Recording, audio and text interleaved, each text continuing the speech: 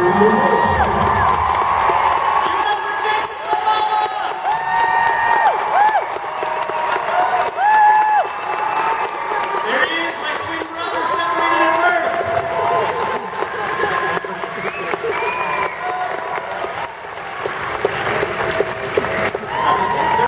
Because when somebody comes up to meet you, they could ask you about any one of a number of characters now. So is it cool now that you have this bigger array? Yeah, I mean, I love doing these because, you know, when we do TV or movies, it's not like theater, there's no interaction, you don't get a high from the audience, and it's, you know, we shoot it, we leave, it gets edited, put together. I mean, I show up to these and you really get to see people love what you have done. So, it's always great, yeah. It's always great to be admired and for what you've done in your work. So I do enjoy these, but you know what shocks me the most is like Stargate Atlantis is still huge. Dude. I mean, I had it was basically like high school for me. I had 4 years in Vancouver, and it was amazing from like 23, 24. You know, I showed up there. So I had a great time in Canada and spent the good years, pre-merit and all that. Those are good years too. I should say the rowdy years I spent in Canada. So, but I love you guys, and I've just spent quite a few time with Banff too. So I'm really happy to be out there. World. So you're definitely, you know, Justice League's probably a year away before we start doing stuff. So stoked to see Jason as Aquaman. I'm stoked too, man. I can't wait to get into it. So. Well, as a fan, as a geek, how did it feel when you were cast in that? Because I mean, it's an interesting character, self-deprecating. The run on the New 52 in the comics is great. How did you feel when you found out you got the role as Aquaman? Perplexed.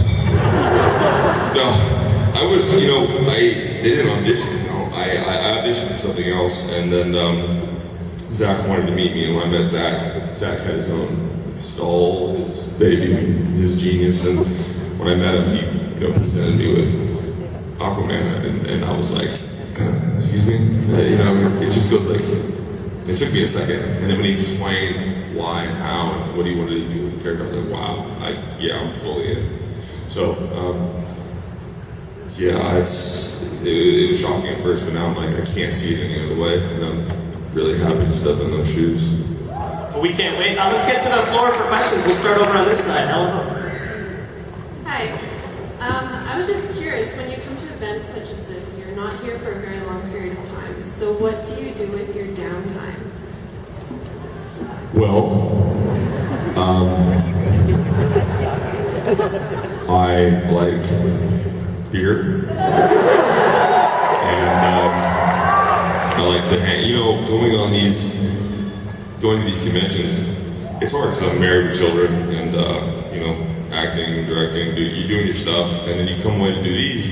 You have a little bit of a break for like 6 hours, and you get to reunite with either cast members or people you've always wanted to meet. Like, I went out with 90210 last night. It's crazy. I'm like, this is weird. I call my wife, I'm like, yeah, Luke Perry just came up to me, and Jason Presley was like, and so we had dinner, and you know, but Harold from Matrix, I knew him long before Matrix, and he knew me when I was, you know, a little teenager, and you know, I hadn't seen him in 4 or 5 years. So we all got to hang out, and it's just, you know, it's a small community of artists and actors, and so, you know, you get together and talk, and I drink beer, I eat meat, and then I go to bed, and get up and get ready for you. It's a good life. Yeah. Did you go with the 90210 gang to the Peach Pit? Is that where you hung out?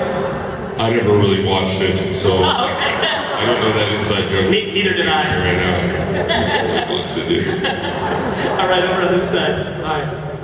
Now that you have landed the role as Aquaman, I was just wondering what kind of expectations you have for his character in the upcoming movie. What do I have planned for him in the upcoming movies? More or less, just what kind of role do you see him playing? What can you tell us about anything from the script? It's a great question. The only thing that I don't want to ruin is, you know, Zack Snyder's baby. You know what I mean? So I'm gonna let him give you all what you want, and he'll tell you everything. As far as what he knows, what I know, the script, the Aquaman script's not written yet. I don't shoot that till 2018. So, I mean, I know a fair amount, and we've done research, but, I just met Jeff Johns for the first time, and that was epic. Jeff Johns is a beast. So we've been hanging out, and, but trust me, I love it. Your first big role was in Baywatch Hawaii, so a lot of people can ask you about returning to the water. That's very clever. I read it online. Next question. Let's leave it to the fans, bro. Well said. So I'm a huge fan of Game of Thrones, and Khal Drogo was my favorite by far. What were some of the challenges while you were playing this character? Because you didn't speak English, you didn't, it was all physical.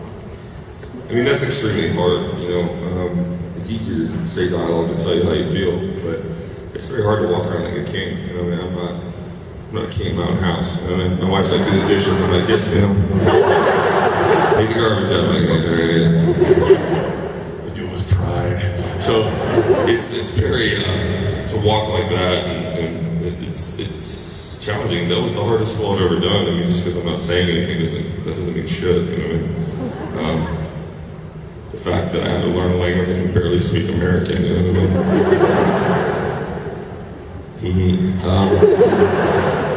So, it was very hard because you have to learn everyone else's dialogue too, because otherwise you can't just, you're not like, waka waka, and they're like, oh, waka waka. So you gotta know what they're saying, so you're actually acting, and not just saying gibberish.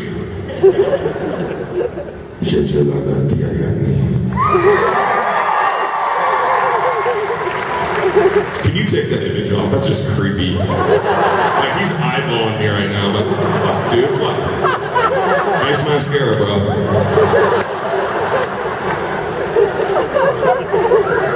What are you looking at? He's just shameful.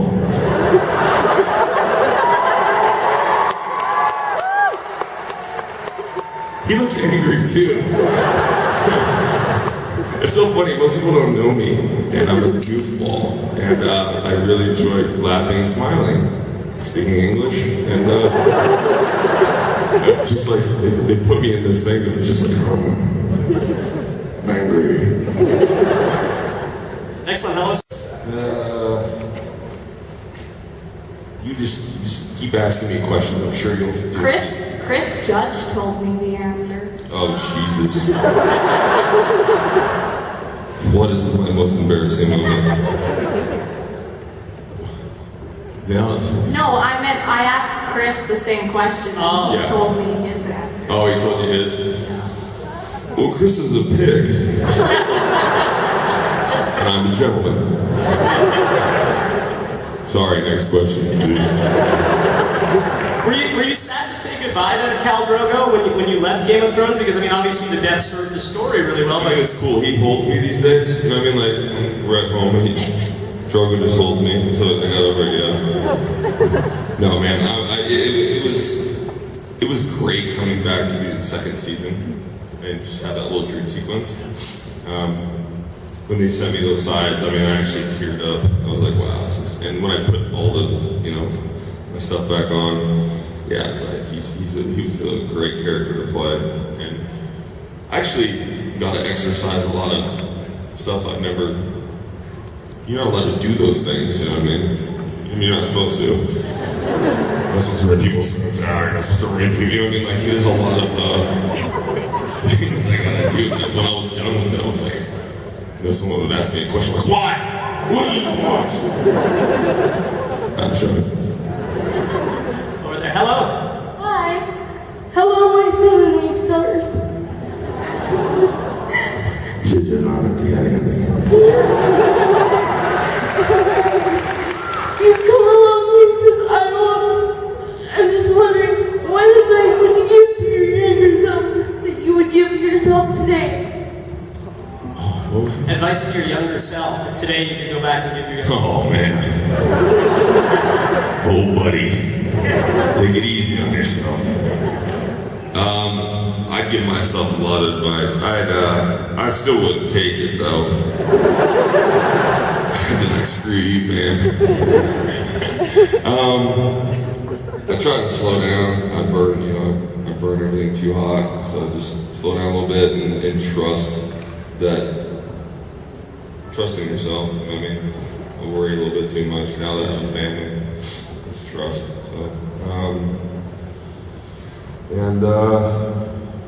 my mom always gave me great advice. I try to stick with it, but never settle.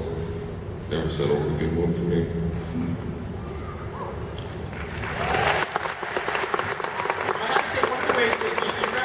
Some of your characters being angry, and I know you've talked in interviews before about. Say the second question again. So, if you could live in one of the fantasy universes, either Robert E. Howard's or Martin's, which one would you choose? Good question. I'd probably live in Martin's. I'd probably live in Martin's world. And then, I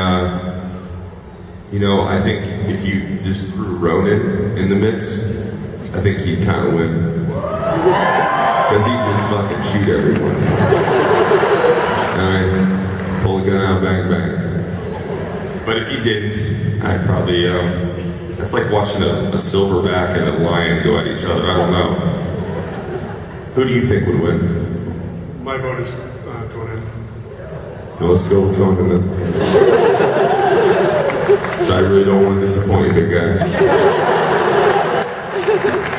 Over there, hello? Hi, Jason. Hi. So I've wanted to meet you for so long. It's been on my bucket list. I think you're an amazing actor. So I was just wondering, what's one thing on your bucket list? I would like to ride a motorcycle with my friends down to Patagonia. I'd like to go from Alaska to Patagonia. Awesome. That's on my bucket list. Thank you. Thank you. Hi. So I was wondering, it's like beautiful how Daenerys and Khal Drogo act on the screen. Well, after a while, but I was wondering, how did you and Emilia Clarke act off camera? Is there anything funny or embarrassing that you had? Yeah, I mean, she was like a giggling schoolgirl. She couldn't keep her hands off me. It was awkward, because like she's friends with the family and married. It's weird. So she really had a hard time snapping out of it.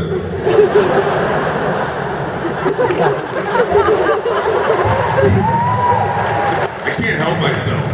Now that shit's gonna be on the internet. And now it's like there's this inner monologue that goes on. Just goes like, don't say it. Oh, you fucking said it, bro.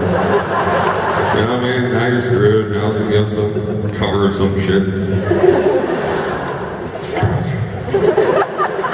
No, she is like my sister. I love her to pieces, and she comes over all the time. My kids know her, and I was very supportive and like comforting to her because those first scenes were very challenging and hard. It's some of the hardest stuff I've ever done because you're hurting someone that you love, and you got to separate. You got to totally go somewhere else. And so it doesn't really, when we're done, we went and had drinks afterwards, and it's like, listen, I just pretend like it never happened. I don't know what you're talking about, but we have footage. No, you don't. That wasn't me. It wasn't me. It was Drogo. Does that answer your question? Yes, thank you. Thank you. Hey there. Hello, Jason. I just wanted to know about Khal Drogo in Game of Thrones. Since your character was a pretty badass leader warrior, weren't you a bit disappointed that he died just because of a little boo-boo on the chest?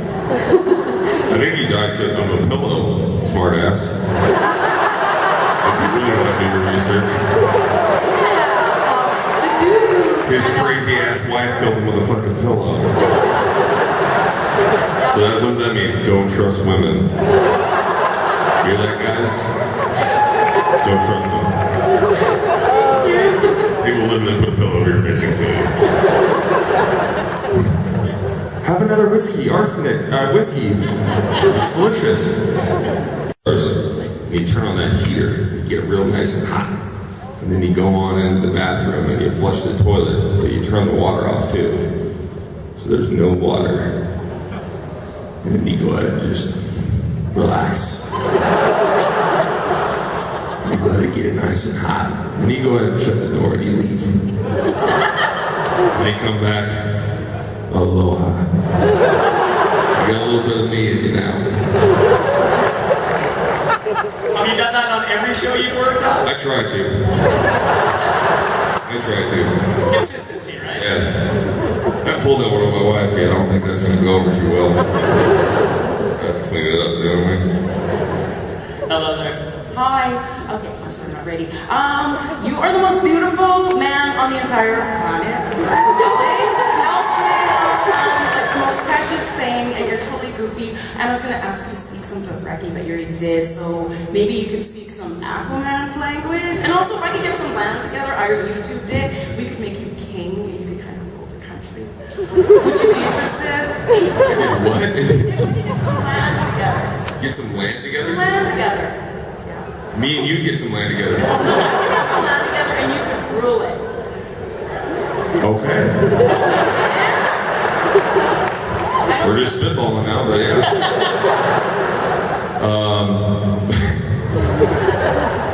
Would you make a good ruler in real life? Would I make a good ruler? A good ruler, yeah. No. You'd be fun. Oh, I'd be fun. But yeah, no, I would not, there'd be no order. Do you smoke a lot of weed? Is your question over there?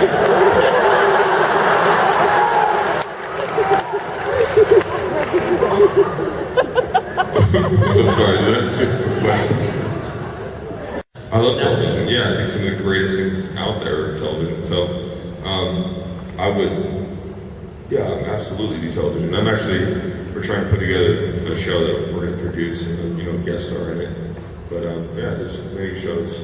And hopefully I'll be producing and starring in some smaller form. But, yeah, I love it. Like Red Road right now. Season 2, I hope it goes season 3. I love it. I shoot for 2 months out of the year, and then I go, jump in the water, do this, go back to land, and shoot some more TV. So it's right now. I'm really enjoying what's happening in my career.